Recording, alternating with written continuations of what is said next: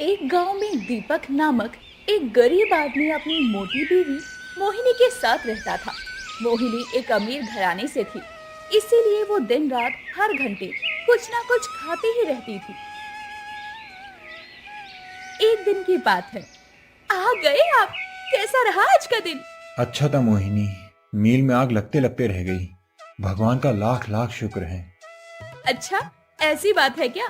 चलो अच्छा है, आप जिंदा और सही सलामत होकर घर लौटे हो, वरना अभी इसी समय मुझे छोले समोसे और मटर की कचौरियाँ कौन ला कर देता। क्या ये कैसी बातें कर रही हो मोहिनी? मैं तुम्हें इस समय ये सब कैसे ला कर दे सकता हूँ? मैं पहले ही बहुत थक चुका हूँ आज के सारे काम खत्म करके। अरे जाओ जी, आप तो मुझसे अभी प्यार ही नहीं करते हो। आपको तो मेरे मन की कुछ पड़ी ही नहीं है। लानत है आप पर। एक पति होने के नाते आप मेरी पसंदीदा खाने की चीज भी नहीं लेकर आते हो। अरे नौलखा हार या हीरे की अंगूठी थोड़ी मांगी है मैंने, केवल खाने के लिए ही तो मांगा है। हे भगवान, ठीक है लाता हूँ। पति घर पर आया है तो पहले उसका पेट भरा है या नहीं वो नहीं पूछेगी मेरी लुगाई, लेकिन पहले अपने पेट का इंतजाम करेगी। कैसा नसीब है मेरा। मैं भी ना सच में। दीपक देर रात को भागते भागते गांव के मिष्ठान भंडार के पास जाता है और मोहिनी के लिए छोले समोसे और मटर की कचौरियां लेकर आता है। मोहिनी यूं ही दिन रात कुछ ना कुछ ठूसती रहती है। उसका मुंह कभी रुकता ही नहीं है, जिस कारण वो हद से ज्यादा मोटी होने लगती है। मोहिनी, खाना दो। कहाँ है खाना? जी आप एक काम करिए, आज आप मंदिर में जाकर वहाँ का हलवा पूड़ी वाला प्रसाद हिला दीजिए मुझे, जो ब्राह्मण जी गरीबों में बांटते हैं ना, वो वाला। लेकिन क्यों मोहिनी, इतने भी बुरे दिन नहीं आए हमारे। वो दरअसल जी वो सारा खाना खत्म हो चुका है। क्या? ऐसे कैसे खत्म हो गया?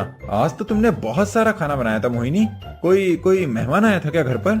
उस कारण खत्म हो गया क्या? नहीं, वो मैंने ही सारा खाना खा लिया। क्या?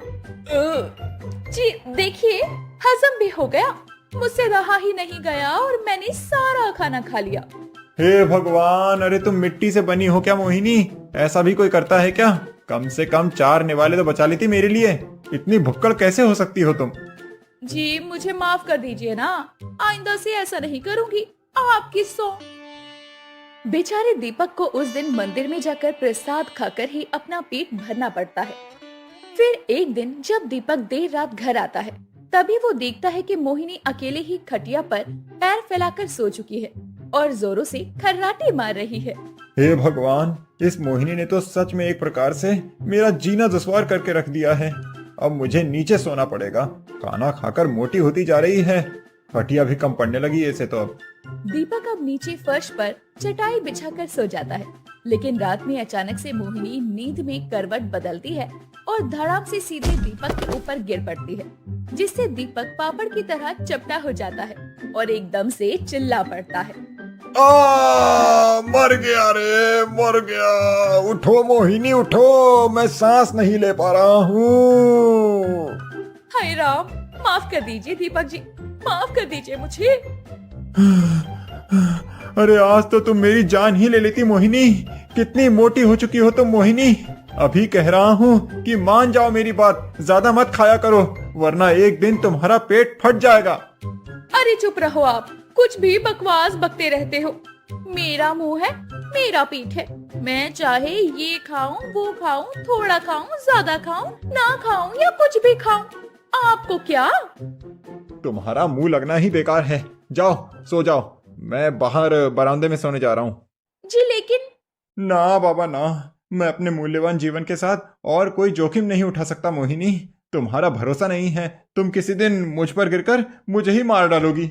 दीपक अपनी चटाई और रजाई लेकर बाहर बरामदे में सोने जाता है।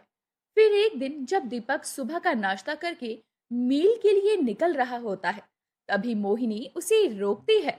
अरे दीपक जी रुक जाइए।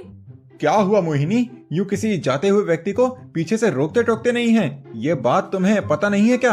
हाँ, इतनी बेवकूफ और अकल की अंधी हो सकती हो तुम।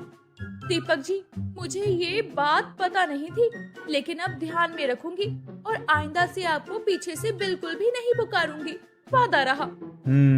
बोलो बोलो, क्या कहना चाहती हो तुम? जी वो मुझे ना आज बाजार में जाना है। वो मेला लगा है और मेले में सारे खाने के पदार्थ एकदम सस्ते में मिलते हैं।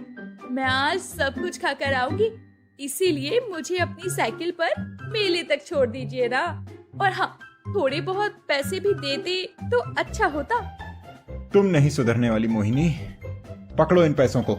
अरे वाह, आपका बहुत बहुत धन्यवाद। मैं आपके लिए भी मेले से थोड़े पकवान लेकर आऊंगी। फिर आप शाम को आओगे तो हम दोनों मिलकर फिर से उन पकवानों को खाएंगे। रहने दो। तुम मेरे लिए घर का खाना नहीं बचा पाती हो तो मेले से लाए हुए पकवान क्या खाक बचा पाओगी? नहीं जी, ऐसी बात नहीं है। छोड़ो ये सब, मुझे मील जाने के लिए देरी हो रही है। तुम्हें चौक तक छोड़ दूंगा, वहाँ से चली जाना। फिर थोड़ा चला भी करो, खाती हो और बस आराम करती हो। चलने से थोड़ी ही सही, लेकिन मोटी से पतली तो हो जाओगी। बदन देखा है तुम्हारा, गुब्बारे की तरह फूलता जा रहा है। ये अच्छी बात नहीं है मोहिनी। हाँ हाँ, अब आप भी शुरू मत हो जाइए, चलिए। मोहिनी दीपक की बातों को हल्के में लेती है और वो उसकी साइकिल के पीछे बैठकर जाती है। लेकिन आधे रास्ते में ही साइकिल का टायर टूट जाता है और मोहिनी और दीपक आधे रास्ते में ही सड़क पर गिर जाते हैं। और ये देखकर गांव वाले उन पर हंसने लगते हैं। अरे मोटी बीवी होगी तो पति का यही तो हाल होगा। बेचारा दीपक, वो इतना पतला और उसकी बीवी इतनी मोटी, क्या मेल है सच में। मानो हाथी और चींटी का मेल हो। सही कहा।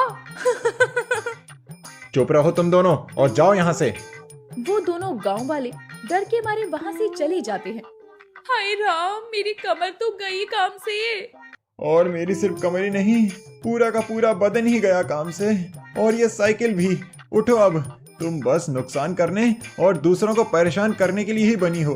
दीपक मोहिनी को उठाने के लिए अपना हाथ देता है, लेकिन वो खींचने के चक्कर में खुद ही नीचे गिर जाता है। ये मैं कहाँ फंस गया। ये मैंने कभी नहीं सोचा था कि मेरी बीवी के कारण मुझे इतनी तकलीफों को झेलना पड़ेगा। माफ कीजिए मुझे दीपक जी। मोहिनी जैसे तैसे 5 मिनट लगाकर उठती है। अब मैं गैराज में साइकिल को ठीक करवाने जा रहा हूँ। आज तुम्हारे कारण मुझे मील जाने के लिए देर हो गई। मेरे 1 घंटे के पैसे काट दिए जाएंगे अब। माफ कीजिएगा जी। अब मुझे क्या सपना आया था कि हम दोनों साइकिल से गिरने वाले हैं। मोहिनी, मेरी इस साइकिल के टायर तुम्हारे मोटापे के कारण ही तो टूटे हैं। तुम्हें पीछे बैठाकर साइकिल चलाना मतलब किसी भारी भरकम सामान को बैठाकर कहीं जाना। सच में मैं तो तुम्हें बार बार एक ही बात बोलकर परेशान हो चुका हूँ, लेकिन तुम्हें वो बात समझ नहीं आती। मोहिनी, ये सब तुम्हें अभी अच्छा लग रहा है, लेकिन मोटे शरीर के कारण आगे चलकर बहुत सी बीमारियां भी हो सकती हैं। इसलिए अभी भी देर नहीं हुई है। अपने खाने पीने पर संयम रख, नियमित रूप से खाओ और अपने बदन को मोटे से पतला करो। जी वो मुझसे नहीं हो सकता, क्योंकि खाना मेरी जान है, मेरे जीने की वजह है। अगर कोई मेरे सामने खाना और आप दोनों लाकर रख दे और पूछे कि तुम खाना चाहोगी या पति, तो मैं खाने को ही चुनूंगी। खाने की इतनी अहमियत है मेरे जीवन में। और अब मैं यहाँ और नहीं रुक सकती, क्योंकि मेरे मुंह में पानी नहीं, पानी की बाढ़ आ रही है, बाढ़। मैं अपने आप को रोक नहीं सकती मेले का खाना खाने के लिए। हाय, मैं तो आ रही हूँ मेरे प्यारे पदार्थों, आज तो तुम सब पर टूट पड़ूंगी। मोहिनी इतना कहकर वहां से चली जाती और दीपक अपना सर पकड़ लेता है। कुछ दिनों बाद अचानक से दीपक जिस मिल में काम करता है, वो मिल काफी नुकसान होने के कारण बंद पड़ जाती है और अब दीपक के पास कुछ काम नहीं होता। हाय राम, अब हम क्या करेंगे जी? अगर हमारे पास पैसे नहीं रहे तो हम खाएंगे क्या? इधर मेरी नौकरी जा चुकी है और तुम्हें अब भी बस खाने की ही पड़ी है। इंसान हो या शैतान। नहीं नहीं जी, मेरा वो मतलब नहीं था। जितनी भी जमा पूंजी थी मेरे पास, सब तुम्हारे खाने में बर्बाद हो गई है। अब तो मेरे पास कुछ जमा किए हुए पैसे भी नहीं बचे हैं। दीपक अब नई नौकरी ढूंढने लगता है, लेकिन उसे कहीं भी नौकरी नहीं मिलती। वो अपने दोस्त से मिलता है और तभी। यार केशव, तू जिस फैक्ट्री में काम करता है वहाँ पर मुझे छोटी मोटी नौकरी मिल सकती है क्या? देखना पड़ेगा, शायद से नहीं मिलेगी, क्योंकि हाल फिलहाल में ही तो नए लोगों की भर्ती हुई है, इसीलिए। दीपक अब बहुत ज्यादा चिंताग्रस्त हो जाता है। एक दिन जब मोहिनी गांव में यूं ही कहीं जा रही होती है, तभी उसकी नजर एक पोस्टर पर जाती है जिसमें लिखा होता है 5 मिनट में 500 गुलाब जामुन खाने पर आपको मिलेंगे पूरे 5 लाख रुपए। Food eating challenge. अरे वाह वाह वाह, ये तो काफी सुनहरा मौका लग रहा है। मैं इस फूड ईटिंग चैलेंज में भाग जरूर लूंगी। मोहिनी उस फूड ईटिंग चैलेंज में भाग लेकर 5 मिनट में 500 गुलाब जामुन खाकर 5 लाख रुपए का इनाम जीतती है। तो दोस्तों, सभी प्रतियोगियों को पछाड़ते हुए इस चैलेंज को पूरा किया है मोहिनी जी ने और आपको मिलते हैं पूरे 5 लाख रुपए इनाम के तौर पर। धन्यवाद, आपका बहुत बहुत धन्यवाद। मोहिनी वो 5 लाख रुपए घर जाकर दीपक के हाथ में थमाती है। अरे मुझे माफ कर दीजिए, मैं हर बार आपसे माफी मांगती हूँ जी, लेकिन आज सच में दिल से माफी मांग रही हूँ। मैंने हमेशा से आपको परेशान किया है अपने मोटापे के कारण, लेकिन आप सही कहते हो, मोटे शरीर से जीवन में आगे जाकर बीमारियां हो सकती है।